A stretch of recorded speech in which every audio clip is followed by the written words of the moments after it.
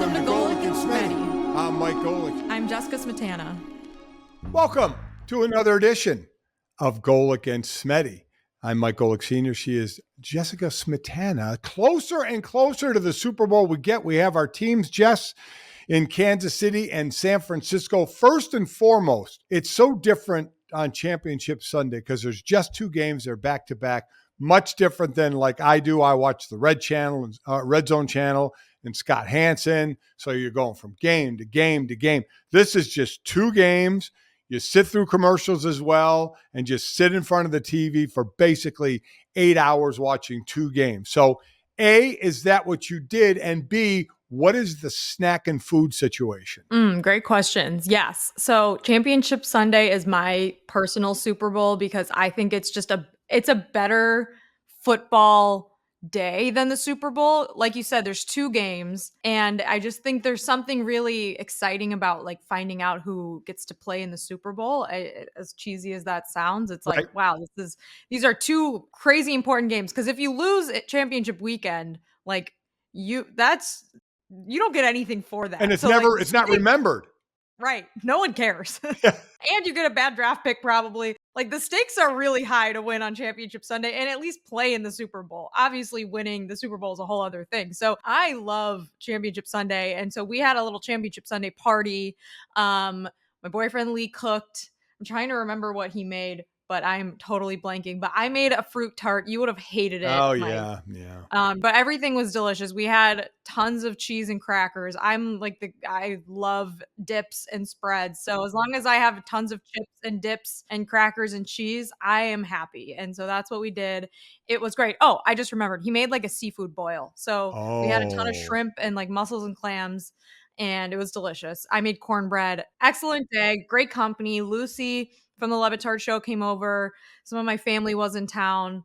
Got a little Jameson Williams backdoor cover action. So the day went great for us and for me personally, especially not having any dog in the race. I didn't really care who won these games, and I'm pretty happy with the outcomes. I'm excited for the Super Bowl, but man, great Championship Sunday, in my opinion. Two good games. So I'm wondering, when you say you have people over, is it a situation where they are as into the football as you are, so you can concentrate on watching the games? Because you know how when you're in a group of people, some people don't give a damn about the games. Luckily, Mike, everyone in my family and everyone in my circle, we are big football fans. And that's another reason why the Super Bowl, to me, is a little overrated, because most Super Bowl parties, you are not going to be able to fully experience the game because there is and that's why they're fun. Don't get me wrong. Like there's pros and cons to it, but Super Bowl parties, generally big parties, people talking, people trying to watch the commercials, people trying to watch the game, and there's tons of crosstalk, and you miss something. You miss part of it no matter what. So no,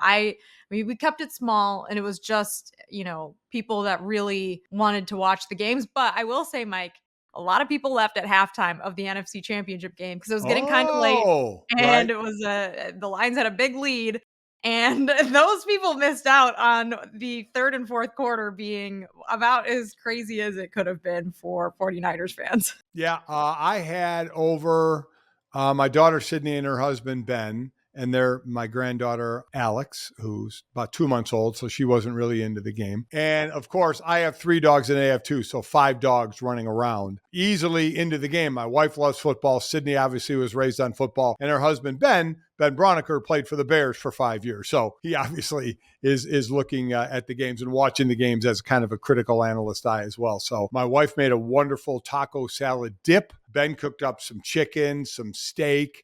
It was a very, very nice day for a couple of games. The first game, let's go in chronological order. The first game, while everybody said Lamar and Mahomes, 2 MVP quarterbacks, first time 2 MVP quarterbacks are playing that are under the age of 30, blah, blah, blah, blah. This was a defensive game. Baltimore had the best defense coming into this game. Kansas City's defense played lights out in this game. Understand the Chiefs' offense got shut out in the second half. It was 17-7 at halftime, favor Kansas City, and Baltimore got a field goal in the second half, and that was it, 3-0 in the second half. So we can talk all the Mahomes, which we will, and Lamar, how this would work against his legacy, and I have certainly thoughts about that. But Jesse, if you don't start off with the headline being the defense of these two teams, and I know for a lot of people, they don't like to do that because they don't like defensive games. They want to see the high scoring and the big time quarterbacks make big time plays. But these two defenses, especially Kansas City, was dynamite. My question for you is how much do you put on the Chiefs defense versus how much do you think that the Ravens game plan really played into the Chiefs' favor and didn't even give the Ravens a real shot to win the game the way that they've been playing the whole season? Absolutely amazed. So, where the Chiefs defense, I thought, really stood on their heads is their secondary was questionable at times. Their coverage of the wide receivers for Baltimore was fantastic because Lamar had to hold on to the ball for a long time. And then when he decided to run, he kind of decided that too late. It was a little more difficult to do. He also got sacked 4 times from holding on to the ball. But that was a product of the DBs and linebackers covering extremely well down the field. So there's a couple of things as far as, before we get to the winning team with Baltimore, you had veteran players on defense making dumb plays, dumb penalties. Patrick Queen, Roquan Smith, Pierce the D lineman, hitting Mahomes in the face. I'm not going to put that one in the dumb category. He's just trying to throw an arm out to knock him down and ended up hitting him in the face. Kyle Van Noy, this guy's been in the league forever, headbutting Travis Kelce and getting 15 yards. I mean, ridiculously dumb. And then even the rookie, Zay Flowers, after he makes a nice catch down the field, spinning the ball on the opponent, then doing that crab over the top of him. Now, do I think you should be able to, point or taunt at other players? Sure. What do I care? I mean, these are professional athletes. So what if they do that? I mean, sometimes we're too worried about the message that we're sending, in sportsmanship. Right, as they're like tackling each other into the Exactly. ground. Trying to destroy one another. Who cares if they do that? But it's a rule. So you got to follow the rule. So for those that are saying, oh my God, look at all the jawing Travis Kelce did. He never got a taunting penalty because he was jawing with somebody who was jawing back. What Zay Flowers did was dumb. It was a rookie mistake and dumb. Also, when he caught that ball and tried to reach over the goal line, you don't do it. Unless it's 4th down or you're right in the goal line, you don't do it. Live to fight another play. So mistakes there. Mistakes on the defense with those penalties as well. But I'll tell you, Jess, the game plan that Todd Monken had, I don't understand it. This is a team that was down, 17-10. So they're down 10 points in this game. Where this is the number 1 rushing offense in the NFL. Gus Edwards ran it 3 times. Justice Hill ran it 3 times. How the hell does that happen? How are you not pounding the run? And I know San Francisco stopped it early on, but so what? 1 yard gain, 2 yard gain, 6 yard gain, 1 yard gain, 2 yard gain. Then it's a 15-yard gain. Then you break one. Then you get to your 182 yards rushing. They gave up on that. I think one of the reasons, Jess, is they freaked out a little bit when Kansas City's first 2 drives were long, ball-controlling drives that scored touchdowns. And maybe they got in their mind, oh, God, we're going to have to pass our way back into it. And I couldn't disagree more. How and why they did that, I don't know.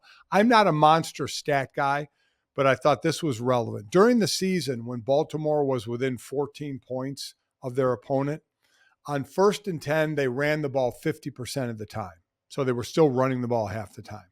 In this game, when they were down 14, in this game, or 10-14, right in that area there, on 26 times they were on 1st and 10, they ran it just 9 times. So I don't know why they gave up on the run. So as much as we're going to focus on Lamar and his legacy of not winning in the playoffs and the big game, there's plenty of others fingers to point at in this one, including Todd Monken in that game plan. I think from my perspective, it wasn't like there was one thing that went wrong for Baltimore's offense. It was a little bit of everything. It was, like you said, getting away from the run early, which if it was a panic reaction, then that just shows a lack of experience in those games. You've got a long game ahead of you.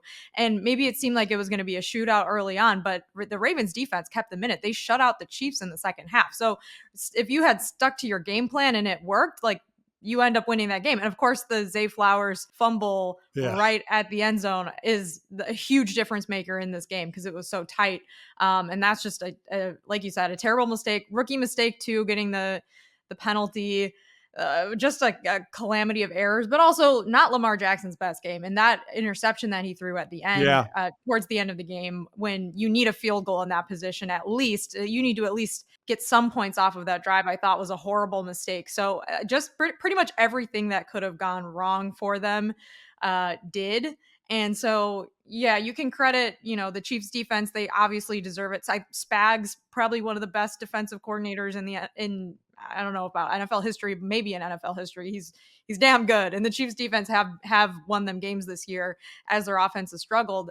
But I still think, that Patrick Mahomes pass to Marquez Valdez Scantling to ice the game, to end it in the fourth quarter, was, I think, just about the funniest way that this game could have ended. After all the struggles that they've had and that their receivers have had, that was a gutsy play call, and wow, that was the game right there, and then it was over. Well, and as we're going to talk about that, I'm going to make that our action-packed moment of the Sunday. Again, this is third down, 3rd and 9 with over 2 minutes to go. And now Baltimore is out of timeouts, but they would have had the 2-minute warning as well, and then a chance to go the other way had Kansas City done what most teams do, run it, burn some clock, and then punt the ball. Not Andy Reid. So all of a sudden there's this 32-yard pass down the middle. I can imagine the heart-racing moment of Baltimore fans and Kansas City Chief fans like,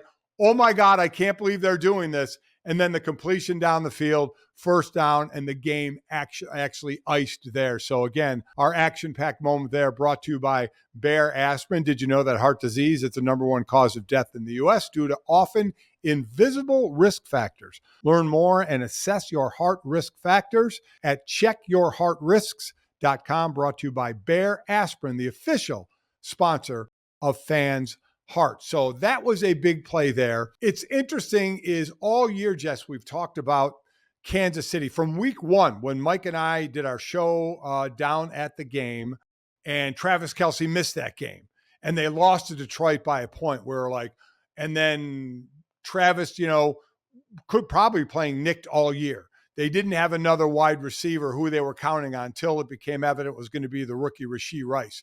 Pacheco was going to be your running back, but we were like, wait a minute, this offense is missing something. But sure enough, for Andy Reid and the Chiefs, just when you think their offense doesn't have enough, they have one of their best defensive years ever, right? I mean, they have something else going in favor for them, and that's this defense led by Chris Jones up front. So they proved that even though this offense only put up 17 in this game, thanks to the Baltimore defense, it was still enough. And I picked Buffalo to beat Kansas City, and I picked Baltimore to beat Kansas City. To pick against Pat Mahomes, because again, this is the first time he was on the road in the playoffs outside of the Super Bowl. Do it at your own risk. Yeah, right. Exactly. It feels like a little bit silly, which is why I haven't picked against him all season, by the way. I had the Chiefs in the Super Bowl because of Patrick Mahomes, even though, like you said, the defense really has been the difference maker in this season in particular. So I'm curious now what your thoughts are on Lamar Jackson, because Right. obviously, like we have tons of recency bias. He seems like he exercised the playoff demons last week, and now this week it's like, oh no, they're back.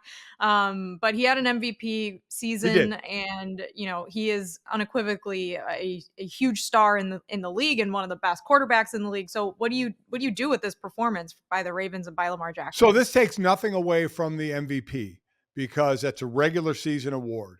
So for those that are saying he doesn't deserve it, you're wrong, because that was the playoffs. Regular season. Now, I hope Christian McCaffrey comes in second in this. I would love to see a non-quarterback win it, but we know that won't happen. So Lamar is going to win this thing, but there is the playoffs here, Jess. I mean, that's just the way it is. 20 of 37, that's 50-some%, if my math is correct, completion percentage. 1 touchdown, a bad interception. Even though, listen, I agree with you, some of you Baltimore fans who are saying, where the hell are some of these calls? Pass interference. And it is a fact, if those that are putting the tinfoil cap on, Sean Smith, the ref in this game, has a huge percentage of road teams beating home teams in his games. And it happened again here. So there's a lot of people wondering why the NFL gave him this game, because the NFL wants Kansas City, to be in the Super Bowl. But Sean Smith, the ref, does have a propensity for him and his crew where the visiting team does win games. And there was some pass interferences that were not called, including that interception. Or even Gene Steratore, who I work with for Westwood One in the Super Bowl, and I love working with him, when he said it looked like the contact didn't happen until after the interception, that was wrong. The contact was before the interception, and you saw the ref, Jess, he was reaching for his flag and then stopped and didn't do it. All that being said, to answer your question, it was still a one-score game at the end. And Lamar, I hate that wins and losses are put on quarterbacks. I hate that we judge quarterbacks by Super Bowl wins because it's offense, defense, special teams. Mm-hmm. But in one-score game like that, you're waiting for Lamar to come up with that big play to kind of say, been there, done that in the regular season. Now we got to see you do that in the postseason. Well, to go back to your point about the refs, there was a Chiefs touchdown that was called back due to offensive holding that I saw a lot of. Yeah. It was a little questionable. So there were calls on both sides, but I've been saying for weeks now the NFL is rigged. They wanted the Bills Chiefs game last weekend. They want the Chiefs in the Super Bowl to get the Taylor Swift. I'm just kidding. But if you are a conspiracy theorist, it is objectively it's crazy that Taylor Swift is dating the tight end for the Chiefs, and now he will be playing in the Super Bowl for the second year in a row. But I don't think that that's why the Ravens lost. I think the Ravens lost because their game plan made no sense, or at least maybe it did make sense and they got away from it because the Chiefs were that good on defense. But yeah, I'm with you. I agree that rating quarterbacks based off of Super Bowl wins when it's a sport that comes down in a lot of ways to roster construction, management, defense and special teams, all of these things that we, talk about all season long. It's very silly and stupid, but it's got to be, it's just got to feel terrible to be a Ravens fan today and watch. This was a really, really good opportunity for them to make it to a Super Bowl. They were the 1 seed. Yeah. They got to play the Chiefs at home in the championship round, and they just didn't do anything in that game that made you think that they were ready for it, and that just sucks. So shout out to the Chiefs, but what a disappointment for the Ravens. And for Baltimore, during the regular season, they smoked the Dolphins, they smoked the 49ers, they smoked Jacksonville, who was leading the division at that time. They just smoked some really good teams during the year, and they had it right here for themselves. Everything you could have wanted, this was their year to show it. Now we'll see if they lose their defensive coordinator and Mike McDonald. It seems he and Ben Johnson, the OC for Detroit, there's 2 more jobs that are they going to be the 2 jobs, one in Seattle and one in Washington. That's what happens when you have a good team. You end up losing your coordinator. So before we get to the next game, talking about conspiracy theories. After the win for the Kansas City Chiefs, a little bit after that, I got a text, Jess. Now, I've gone on CNN before and Fox before to talk about sports issues, that kind of go outside the world of sports a little bit, right? But I've never really talked politics, but just if the sporting world fell into a different category of some things happening on or off the field. So I got a text, not from either one of those stations, but it was a political station that wanted me to come on and discuss there was and I won't mention who it was or who the host was, but they sent me the article of a person who was a presidential candidate, and it didn't last long, had a conspiracy theory. Okay. Had a conspiracy theory that the NFL, and wanted me to come on and talk about this, that the NFL wanted Kansas City to win because between Travis Kelce and his Pfizer commercials and Taylor Swift and her backing of Joe Biden, that the NFL wanted that team to win so those two could have a bigger stage to promote that. I'm like, sure. Are you kidding me? So I politely responded back. I said, listen, I'm not talking politics at all. I said, that's one of the most ridiculous things I've ever heard in my life. I said, but I'm not coming on to start bringing up presidential candidates and talk politics. But that's where we are. Two kids just can't be dating. There has to be some sort of, horrible thing behind the curtain on what this is. Okay, that is so bleak. Well, like, we don't even need to debunk it, but it is a fact that most NFL owners are actually Republican Yes, yes. Party donors, so but, well, we just don't even it's not even worth debating it, No. but that's funny because, like, I think the more obvious conspiracy is that Taylor Swift has done great things for ratings of Chiefs games Yeah. and has a huge fan base that now is suddenly interested in the NFL. So if you wanted to make any conspiracy about it, it would be, wow, this is great for ratings, which is something that the NFL legitimately cares about and makes money from. The presidential election aspect of it, I can't even wrap my mind around how someone would come up with Isn't that. it unreal? Because I would agree with you on some of that. Like, if you're going to make a playoff game, put it behind the paywall of Peacock, make it a Kansas City game, which they did, the Kansas City Yeah, Miami game, right? Because you're going to get Swifties to subscribe to Peacock to see Taylor Swift at the game. That mhm. is just great marketing.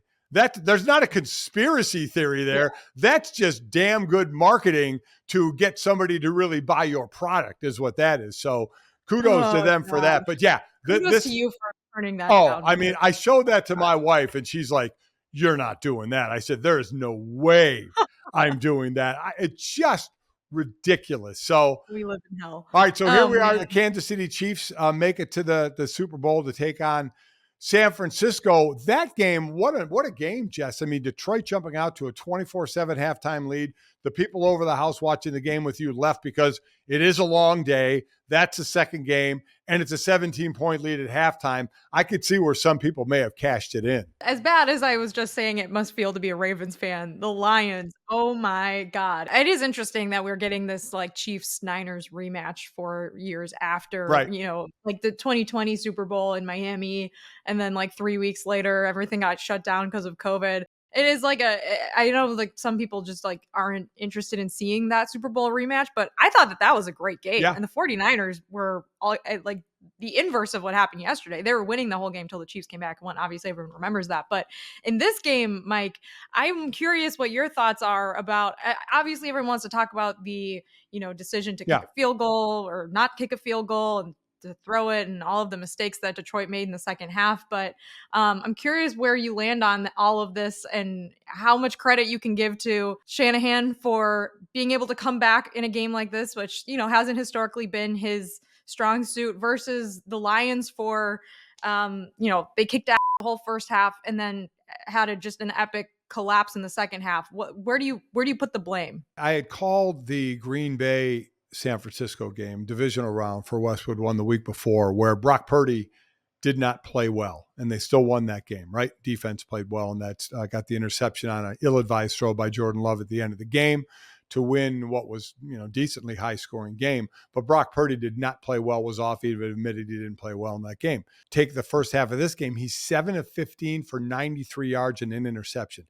An interception, by the way, Jess, remember last year he got his arm hit and knocked out of the game against Philadelphia. He got his hand hit on that interception by Josh Pascal, the D lineman. And I thought, oh my God, if he busts his hand, are we going to go through this again? But he Yeah. didn't.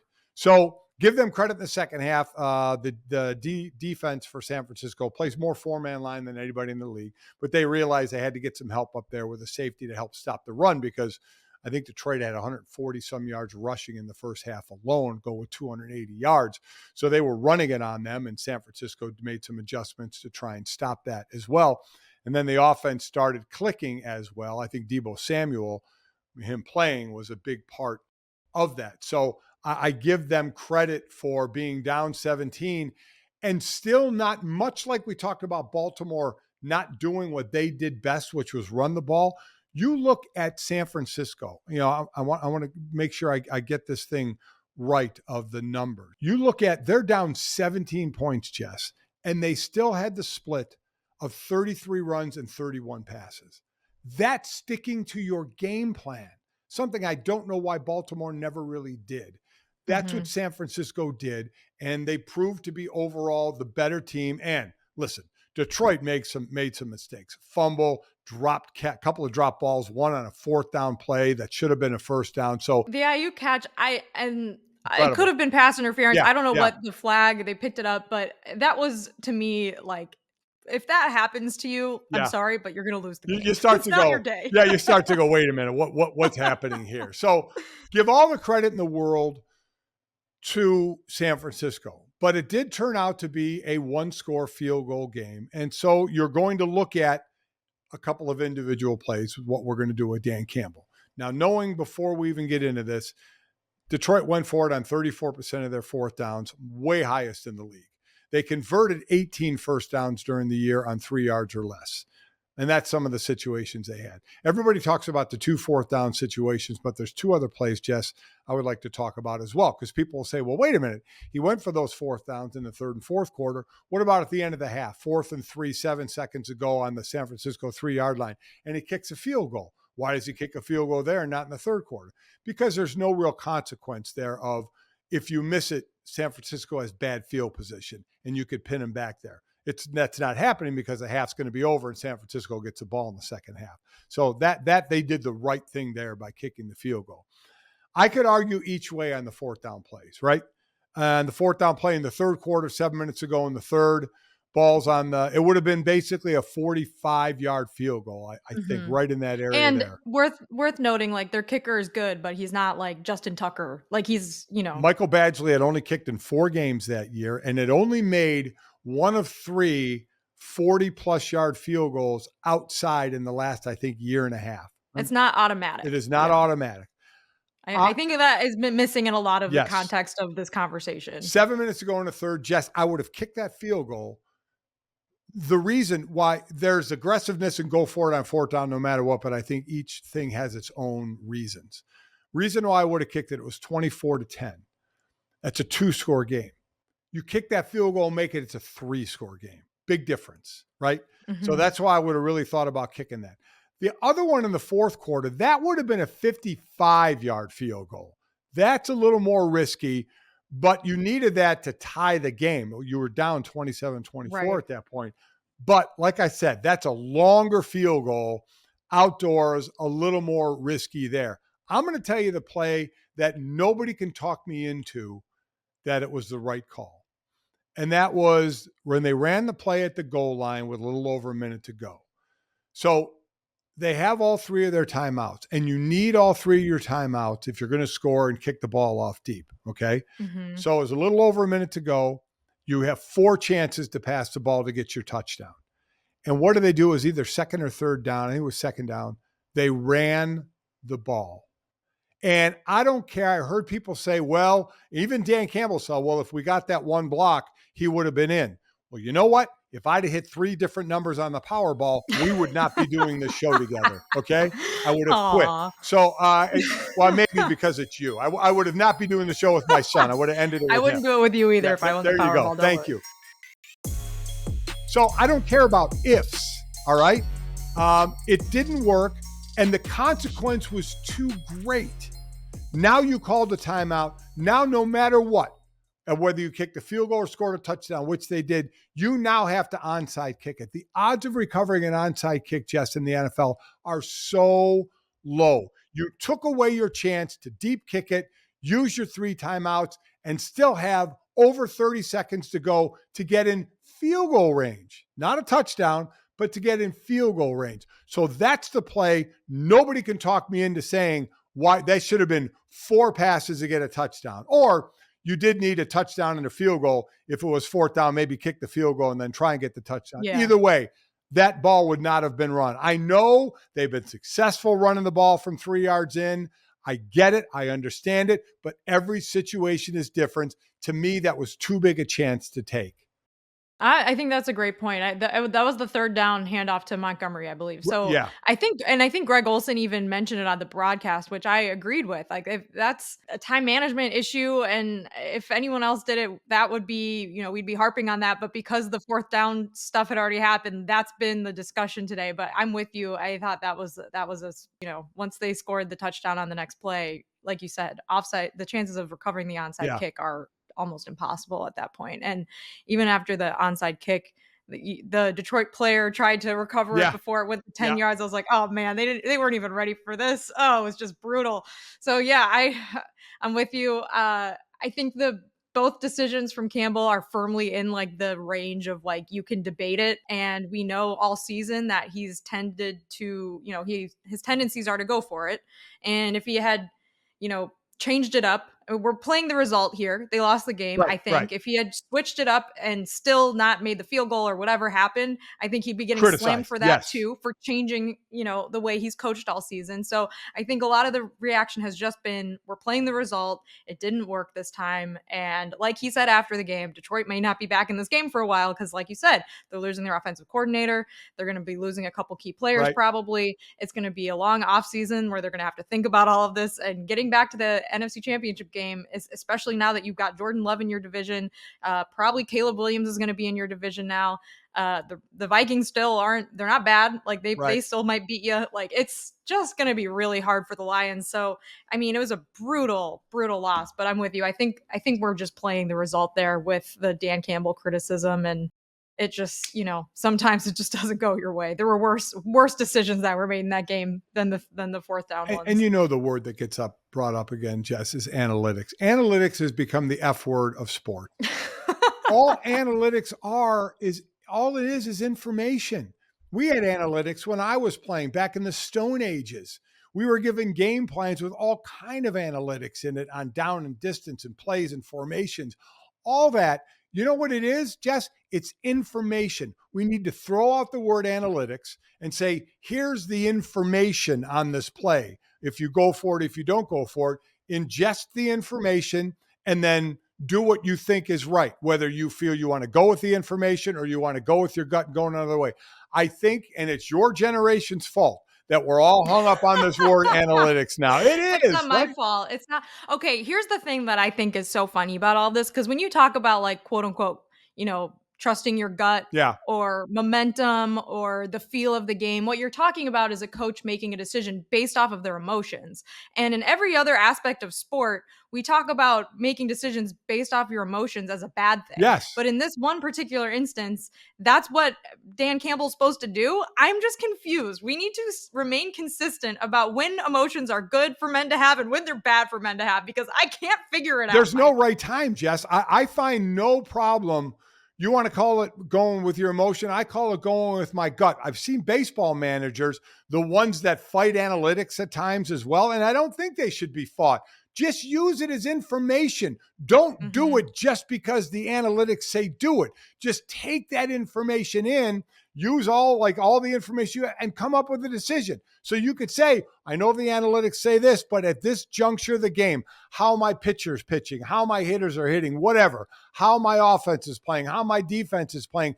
Every situation is different. Analytics may say this, but I feel strongly this way. Call it emotion, call it a gut feeling. I don't have a problem with that, because one thing it's all these decisions aren't in vacuums. One's in the third quarter when you're up, 17 or 14. One's in the fourth quarter when you're down 3. One's at the end of the half when you could go up, 3 scores. So they're all in different situations. That's why you can't just put it in a box and say analytics or information says this, so that's what we need to do. Well, are you excited about Chiefs 49ers again? We're going to have plenty of time to talk about that next week. I know we're going to do our show. You're going to come on Gojo and Golic as well. Let me just ask you this one thing before we get to something that's close to both of our hearts. Is the initial, it's amazing. I picked Buffalo. I picked Baltimore. So I picked both times against Kansas City. And Kansas City, by the way, was underdog in both these games. Kansas City is an underdog early on by a point or two. It keeps changing, but they're underdogs. And I understand the betting side of it, why they do it. Well, God makes money where money's going to go. But were you surprised to see Kansas City underdog right out of the gate? No, because like you said, they've been the underdog this entire postseason, and it hasn't made sense to me because they've continued to prove everyone wrong. But I do think and like, credit to us for having a 49ers conversation without debating Brock Purdy, because it seems impossible to do that on any show these days. But the 49ers have a really good team, probably a better team, but I don't know. I don't know how you can look at the Chiefs' defensive performance in this playoffs and have them be an underdog against anyone. But no, it doesn't surprise me, just because this Chiefs team has lost some stinkers this year, and it's 2 points, right? It's not like they're 49ers are a heavy favorite or anything like that. But no, I mean, it doesn't surprise me, but I'm still picking the Chiefs. I haven't decided yet. Just you. I may go against Kansas City 3 times in a row. Which would seem to be the dumbest thing in the world to do. Yet I may do it. I'm not sure yet. You know what? I need to look at the analytics a little more and then decide Okay. what I'm going to do. And while we're doing that and getting ready for the Super Bowl, our alma mater had a monster win in women's college basketball over UConn, which we love.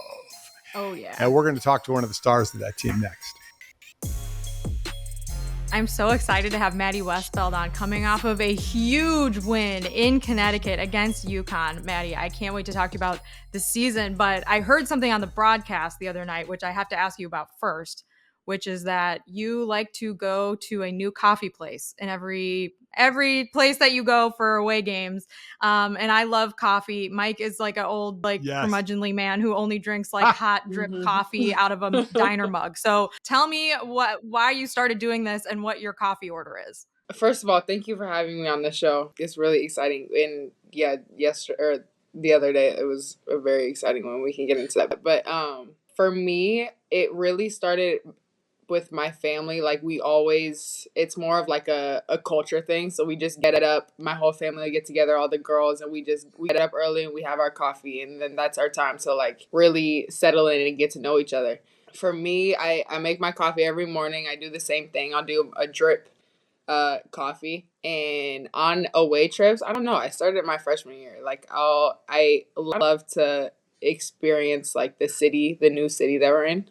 So I'll get up the day of the game. I'll get up really early, and then I'll go find a coffee shop on the Maps app and get a latte or whatever it is, and then I'll just sit there for like an hour or however much time that we have before the game. But yeah, I do it every time. I'm wondering. So yes, as Jess mentioned, I'm an 85 grad in Notre Dame, and she's a 16 grad. So I'm the old curmudgeon here. So I have this battle with my kids who all graduated from Notre Dame as well. They drink the cold or the iced coffee right now. My contention, Maddy, is if you go into an establishment and order, I want a large coffee, it should be assumed that it's hot coffee. You should have to specify a cold brew, correct? Am I right or wrong? No, you're correct. You are correct. I believe that. Well, all right, I like that. See, I like her a lot. Yeah, my teammates make fun of me because I always love hot drinks, and they're like, no, even like the weather right now is like 2 degrees, and they're ordering cold drinks. I'm like, how are your hands not just frost? It's always cold brew. So even in South Bend, I would drink cold brew and walk to my class at DPAC in like negative 30-degree weather. So the coffee in stores must have been really good because you had an insane game, and like the atmosphere there was crazy. UConn was having their like alumni night. They were honoring a bunch of their championship teams. So what was it like playing there in front of so many WNBA stars, in front of so many like UConn legends, and then coming away with a victory in such a hostile environment? It was insane. I remember playing there my sophomore year, and it was just a whole different experience. It was a different team. We were so young then, and I think that atmosphere really I don't know, like caught me off guard. It was a tough place to play. We ended up losing. I think we lost by like 15 or whatever. But this time around, it was like we went and we all knew we were all bought in. We all knew that we were gonna win, and it was cool because everybody before the game, we were really loose. We were dancing. We were, it was just a different vibe. Like we were so confident in each other, and yeah, it was incredible. And it's like every athlete's dream to play in an environment like that. And so that part was really awesome. But for us, I think we were just really locked in. Like it's hard to hear the crowd and like the overwhelming atmosphere when all you're thinking about is your team. So yeah, it was like 13, maybe our parents too, maybe like 30 people in the whole gym who were rooting for Notre Dame, but that's all we needed. So it was cool. It was really cool. 54 times the two schools have met. UConn leads the series 39-15, but Notre Dame has won 2 straight in 4 of the last 7 meetings. I'm wondering, so when I was in school there, knowing the history of certain teams. Like for me, it was that history with USC, Notre Dame and USC on the football field. For you, the history has been there with UConn. I've unfortunately, back at my time at ESPN, lost a number of bets to Rebecca Lobo when they would beat our women, and I always hated that. So I love when we get the win. How much do you guys talk about and or know of this rivalry over the years? Yeah, well, my sister inherited it also. So I grew up, I was watching Skylar Diggins. I still have a very vivid memory in my mind of being just in middle school and just watching her on TV and just being so um, just falling in love with Notre Dame women's basketball. So I've known it since I was a kid. And like I said, watching my sister for 4 years hate UConn and play UConn. And it was like, it was a rivalry game for the entire family. Everybody was locked in the whole day. And so yeah, it's been a very historical thing for me. But yeah, so it's pretty easy for me to inherit that tradition when I got to college. And I think just doing that same thing with my teammates, it was really, really cool for even like Hannah and the new people. Well, talk a little bit about Hannah because she also had a great game on Saturday night, and like you guys, the swing from the hard home loss against Syracuse on Thursday to Saturday was like night and day. And was there something that you feel like you took away from that Syracuse loss that helped you beat UConn, or was there some sort of like message that Neil said to the team that helped you have such a big, you know, not to use a cliche basketball term, but a big rebound game following up that Syracuse Yeah, loss? absolutely. It's always, I was gonna say it's almost easier to play a game like that after you don't play well or after like a loss, which was unfortunate for us, but at the same time, like we had that fuel in us. We were all just really mad about the game, but it was a very quick turnaround. It was like an AAU game back in high school where you got to turn around and you got to go play again. And so we didn't have much time to just dwell on it. We were very blessed to have the opportunity to play the next day, and we didn't have that much time to prepare. So, coach literally said, "We're gonna do as much as we can in 24 hours, and then we're just gonna roll the ball out. And I need you guys to compete for 40 minutes." And so that's all we were thinking about was just playing hard and playing with heart for 40 minutes. Yeah, the AAU analogy is a very good analogy that people that everybody that plays ball should definitely Yeah. understand. So you guys are 15-4, you're 19 games into the season. Where do you think this team is right now, and where is the needed improvement? Yeah, I would say the area of improvement for us is just gaining that maturity level, that consistent energy every single day, and just trying not to get too high or too low. Before the conference started, we had a couple games where uh, it was it was pretty easy for us to be able to just get through without being super locked in for practice or being super locked in with our habits and things. But I think for us to maintain a championship team, which I think that we can be, we have the talent for it. We have everything that we need on this team. Um, I think we just have to maintain that like championship mindset no matter who we play. This has been such a season of ups and downs. Like I said, Saturday, you and Hannah have insane games on the road. And then, of course, we hear the news that Olivia Miles is not coming back this season. She's still recovering from the knee injury. So now that you know that, I mean, maybe the team has known longer than, we've known, but how do you prepare for like this final tough stretch of the season going into the conference championship and then the NCAA tournament with what you have? And like Mike said, like, how do you prepare for that with a key piece Yeah, of missing? course. I mean, it's been so tough to play without Liv, knowing what she brings to this team and the just generational talent that she is. To not have her on the court is really hard for, especially me, Sony, Kylie, who know what it's like to play with her. But at the same time, she has been our biggest asset during practice, who works with us, who is competing with us, who's chirping to us, just making the competitiveness at the highest level possible. And we have our practice guys, but Liv has really, really brought it. every single day. And so it makes us better. And her mindset where she's at, where she's just trying to get better to get back on the court. That's exactly the mindset that we needed. So she's just as big of a part um, in this role that she's in right now for herself that she is for the team. So, Manny, I'm wondering overall, women's sports has had such I mean, climb. It's as popular as it's ever been right now, and certainly in women's college basketball with the LSU run last year. They've lost back-to-back games, by the way, now, so tough. And you know what Caitlin Clark is doing and others, but still, is your guys' thought process? This is phenomenal. It's a great wave to ride, or is the thought about damn time? there's a fine line between both. I think there's one level that's I'm so grateful to be in this spot right now, like within this legacy, playing the same time Caitlin Clark is, and seeing the impact that she's brought to the game, um, along with the impact that we all have brought and that my coach has brought.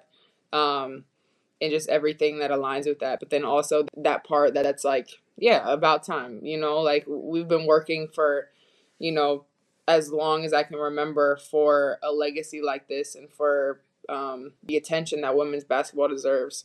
And so, yeah, I think, and especially with like the NIL thing, I'm so, so grateful to be in this spot right now. But then I also think about my sister and then the people who before us who it wouldn't be possible without them. So yeah, there's definitely a fine line, and I find myself weighing on each side quite a bit. But yeah. All right, your next road game is in Atlanta against Georgia Tech. Do you know where you're going to get your Yeah. pregame coffee at? Actually, well, my aunt and uncle are from Atlanta, so I'm so excited to see them, and hopefully I can find some time to see them. We'll find a place somewhere, but I haven't looked. But I remember a couple years ago we went, and there was a lot by the hotel, so I'm gonna have to revisit Okay. that and see. Atlanta's a good coffee stop. Yes, for Yeah. sure. Now, did I hear correctly earlier? You drip your own coffee? Because I still use a Keurig. I wish I did drip, but you drip yours? Yeah, so I bought this. It's called a Chemex, and it's like an hourglass type of glass thing. But yeah, I just put the filter in, and then I pour my hot water over the top. It's perfect That every would morning. confuse Mike too much. Come on, Jess. We're not going to confuse me. I'm not that old. I mean, come on. I didn't live in a Stick with the cave. Keurig. I am going to now try this because I do like drip coffee. So I'm going to give that a go. You should. It's cheap, and it's honestly it's the best coffee every single morning. So I highly recommend it. You can get it anywhere. There we go. You should do an NIL deal. That's a good idea. Thank you so much, Maddy. Having the best season of your career so far. It's been so fun to watch you play. And thank you for joining us. Excited to see where the season goes. Thank you guys so much for having me. I had a blast. Thanks, Maddy. See you. Thanks. All right, Jess. Boy, Maddy was great, and I learned something from a college student about coffee, a different way for coffee. So I just got so used to the Keurig that I'm going to try the way she makes her coffee or what she uses. I love her going for the NIL deal. Oh, yeah. We got to get her a Chemex NIL Yeah, deal. that is very, very cool. All right, so that was fun to talk to her. Always great to beat UConn in women's college basketball. Our next stop, Jess, is Vegas. And for everybody out there who listens to our show, watches our show, there are a couple of time changes for some different shows, including ours. We will be on 11 to 12 on Wednesday the 7th. That's when we will be on DraftKings Network and all the different ways you can consume us. So a little bit of a time change there. So Jess, you ready to go? I mean, are you gonna gamble out there? Are we gonna gamble? Or are you not a gambler? Oh yeah. Oh no, we're me and you. We're gonna go play cards. I think, Mike. Cards We're or gonna crap? So I got to decide. If you teach me how to play craps, I'll play. That's a thing. I don't know. So I think what we need to do is, in an afternoon earlier in the week before it gets crazy. I've heard this is the best way to learn. In the afternoon when it's not crowded, the people that work the tables are usually very, very friendly and helpful. So yeah, right? if there's just a couple of us there, we can play a little slower and we can kind of learn some of the nuances of the game. I think we have to try that. You, me, Mike, Brandon, Monday, let's say 4:00. meet you there. See, that's just like a guy would never set a time because we're not that good. You immediately go to a day, I gotta put it in my day and a my time calendar. to where I'm going to be like, I have no idea what I'm going to be doing at that time.